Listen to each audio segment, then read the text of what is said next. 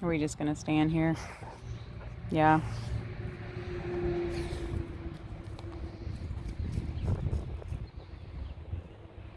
Nope. Good morning.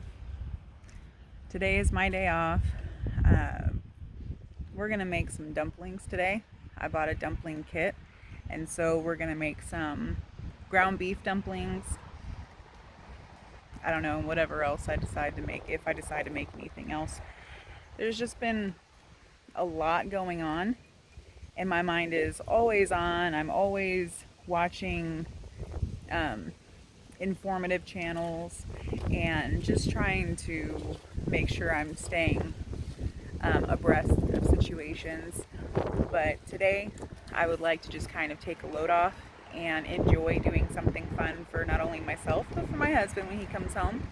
And I bought this dumpling kit on Amazon, and so I'm going to try that out today, and just going to have a fun, peaceful day, listen to music in the background, and just enjoy the day and not stress and constantly think of what's next. I mean, don't get me wrong, 100% we need to be mindful. We need to be taking care of our home for the present and for the future, but sometimes you need a break, and today I for sure need a break. So I'm going to be doing that today, and if you would like to stick around, you are more than welcome to join me, and we will just have loads of fun today. So I'll see you in a minute. Bye. Okay, so the dumpling kit. This is the one that I purchased off of Amazon. Sorry, it's probably flippity floppity, but it is a dumpling maker 8-piece from Doxilla, but I purchased it off of Amazon. It was like $22.50 when I bought it, but it comes with, I will show you what it comes with. Okay, so this is what comes in the kit. You can either use a cookie cutter or you can use this bad boy right here. I want to try this guy just because I've seen it in other videos and it looks like fun to use. You have your little spatula to put your filling, but here are your molds.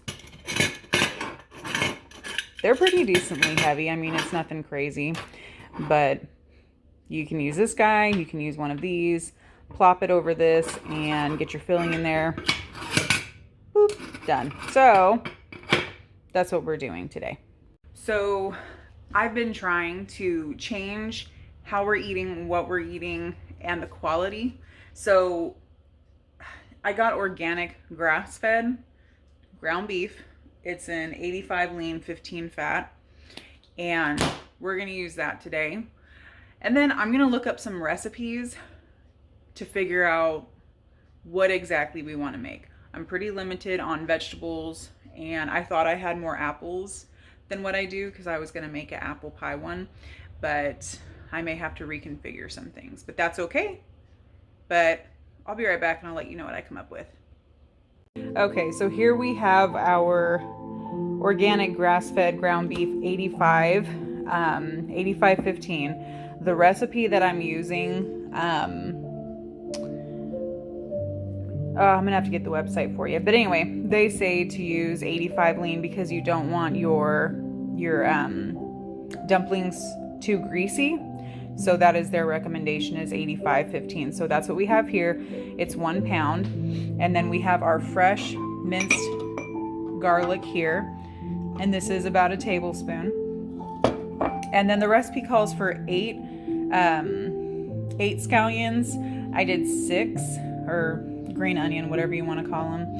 And I'm pretty big on texture. I don't like huge chunks of the green onion. So I cut the stalk in half and then trim, and that's how I get mine tiny, and that's my preference.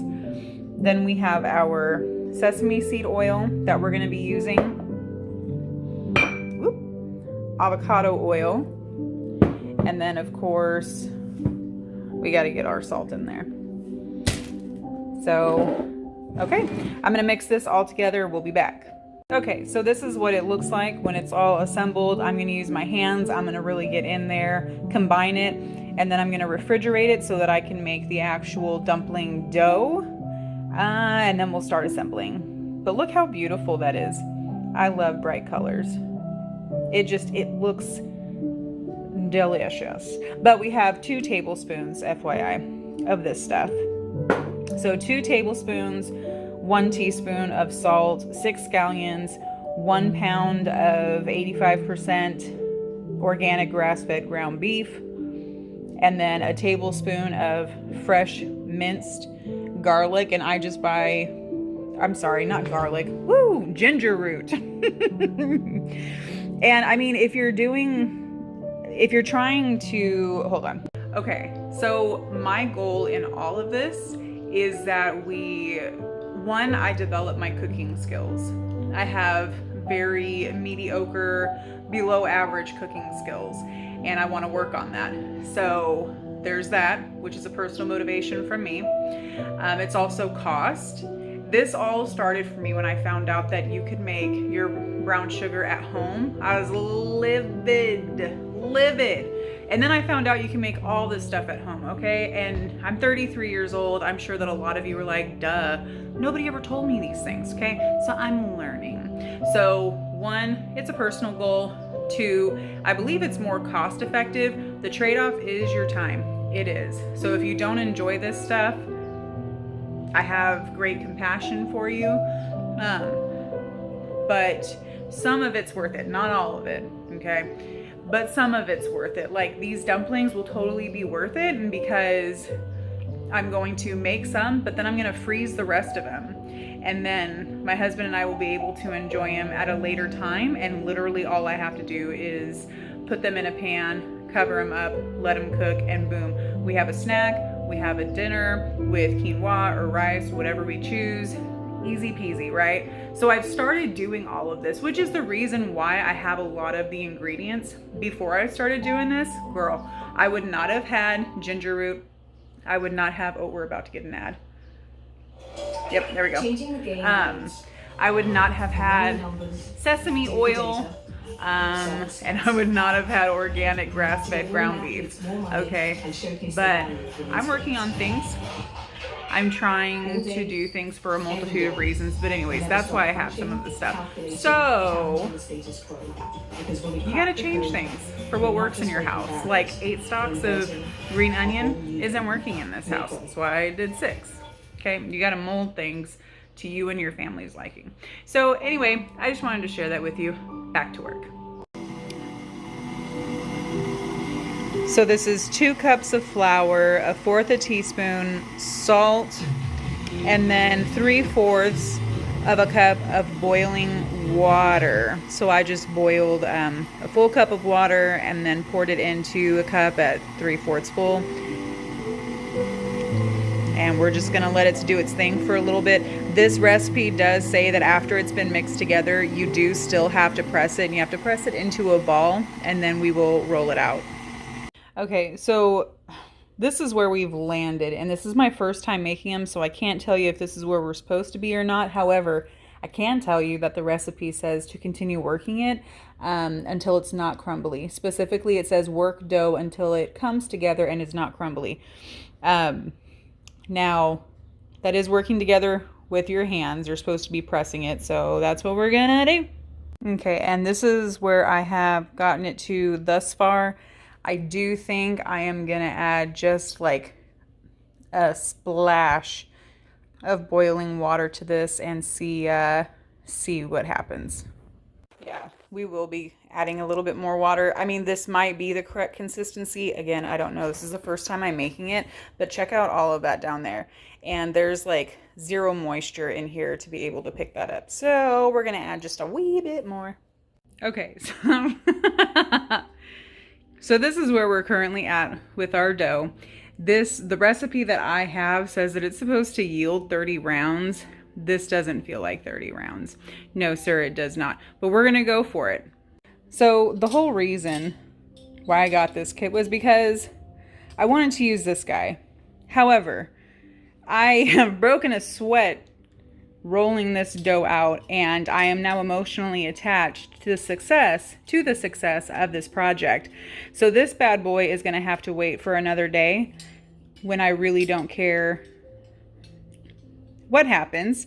But today I have already invested in the filling and all that good jazz. So we are gonna go with the smaller option.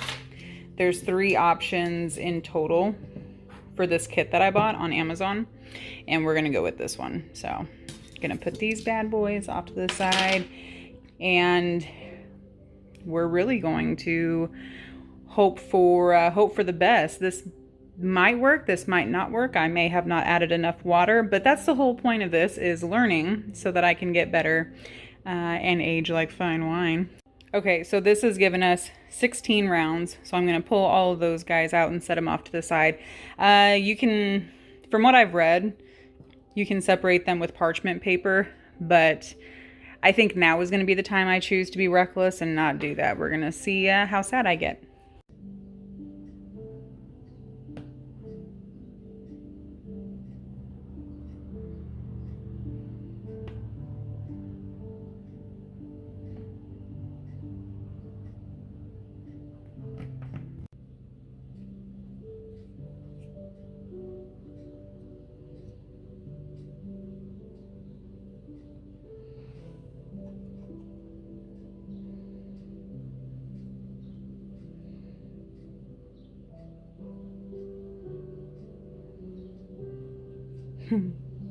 Okay, so while I've been making the dough, I've had this bad boy chilling. So this is the part I've been waiting for. This is exciting. Okay.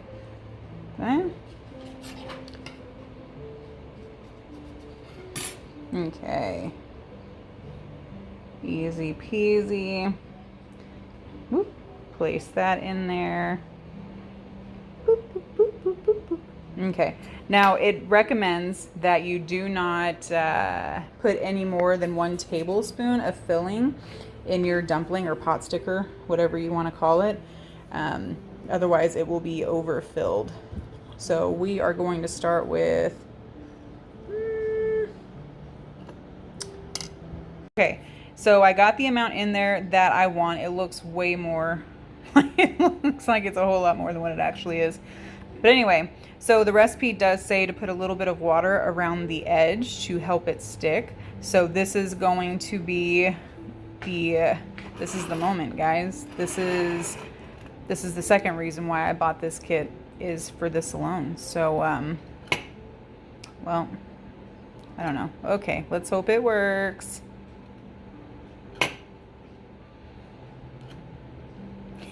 Okay, I'll come back. Okay, so I'm either going to have to work on the placement, or we're going to have to trim it back a little bit because we've got some spillage. Genuinely, it's not that bad. I cleaned it up a little bit, but check us out. Homemade dumpling or pot sticker, whatever you want to call it. So we're just going to set that there, and we're going to continue making them. Right. Okay, so something I can point out as I'm lifting up the rounds is I probably could have done that way thinner. The recipe calls for 1/4 of an inch, and probably could have gone a little bit thinner than that. Could have yielded a couple of more rounds, but I also have a pile right here that I need to go ahead and roll out. So next time, I'm going to go a little bit thinner than that.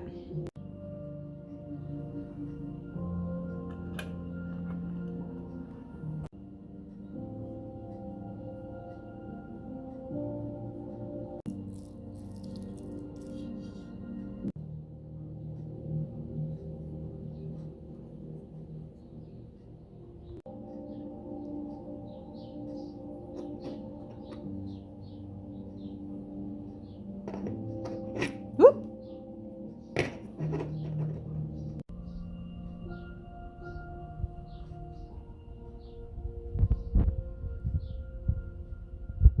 Okay, so the scraps got me 2, 4, 6, 8, 9 more rounds.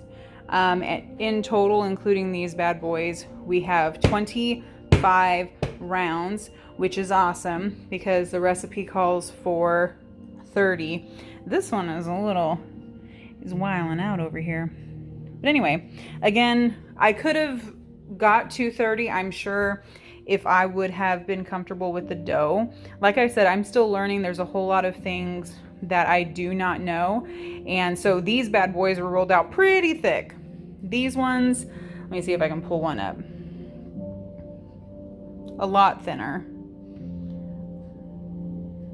Like you can, yeah, just a lot thinner in general.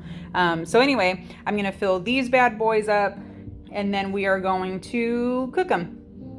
I just want to show you the difference between the first batch and the second batch. So the one on top, sorry, there's ground beef in my fingers. The first one is obviously the first batch. The second one is the second batch, but you can see the thickness difference.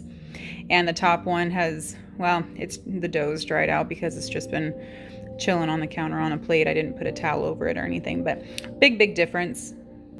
Okay, so I'm going to clean these up a little bit because I still have a little bit of an overfilling issue. They should be, well, I think they're, oh, here's one. This little guy is probably the perfect specimen of what these pot stickers or dumplings should be.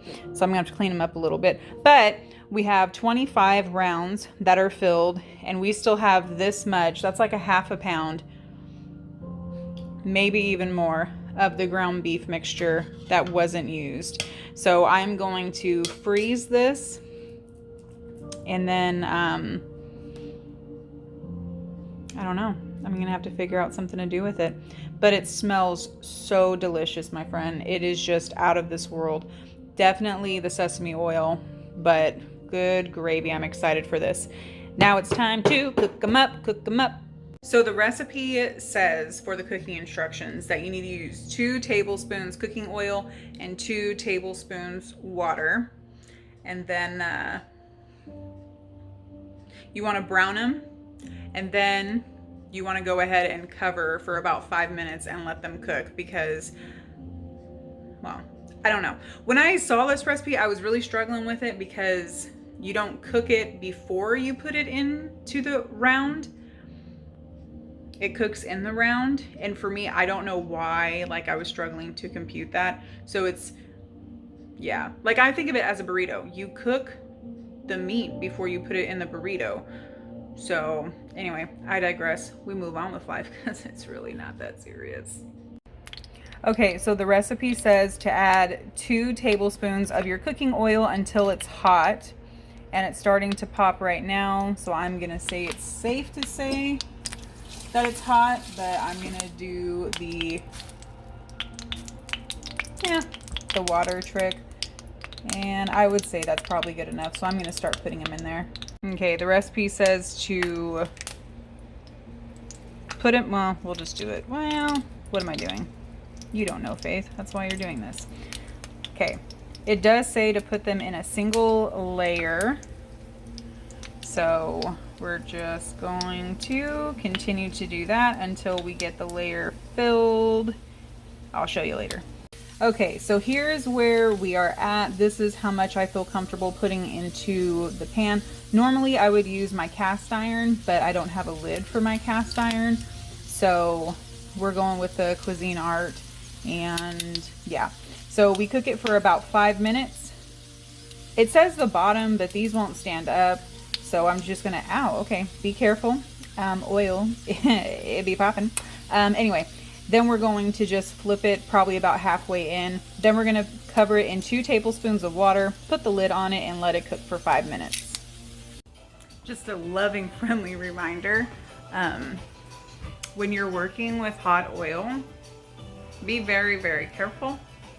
I'm pretty sure it's supposed to be on medium heat, and I was not paying attention and I had it on hot for the oil, so it started popping and got on my hands, and I knew that. I wasn't paying attention. So pay attention when you're dealing with hot oil, okay? Do it the way that you're supposed to. Which, I mean, I don't think in my household that I really did anything wrong, because it's like, whatever, move on with life. But I did put the 2 tablespoons of water in there. It created beautiful steam, and I quickly put the lid on top of it. So we're supposed to let it cook for about 5 minutes. And then we'll go ahead and remove those guys. One of them has already opened, so I'm hoping that that's not the case for any other ones. I'm hoping that that's only the one that went rogue. But anyway, I will show you what they look like in just a moment. Okay, so this is where we currently are. So I think we are good to go ahead and remove these guys.